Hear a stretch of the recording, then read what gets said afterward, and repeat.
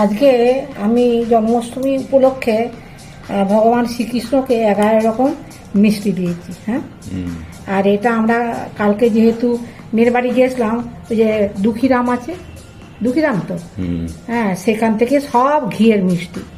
হ্যাঁ, ওখানে এইভাবে ময়ূরের পালক দিয়ে বিক্রি হচ্ছে, আর এত ভালো লাগলো। বোমা বললো যে মা এরকম একটা ঠাকুরের জন্য নিয়ে নিচ্ছি। আমিও লোক সামলাতে পারলাম না, হ্যাঁ, এইভাবে নিয়ে নিয়েছি।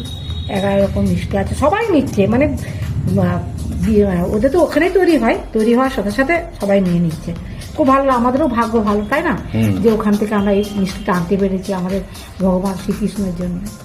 ঠিক আছে, সঙ্গে থাকো। ভগবান কৃষ্ণের মিষ্টি, হ্যাঁ হ্যাঁ হ্যাঁ, 11 রকম আছে না? হ্যাঁ হ্যাঁ, 11 রকম। যখন জগন্নাথকে 56 রকম ভোগ দেওয়া হয়, আমি 11 রকম মিষ্টি দিয়েছি। ভগবান জুটি আছে, ঠাকুর জুটি দিয়েছে, আর এটাই তো আমরা বলবো। হ্যাঁ, ভগবান কৃষ্ণের মিষ্টি। হ্যাঁ হ্যাঁ হ্যাঁ, ঠিক আছে।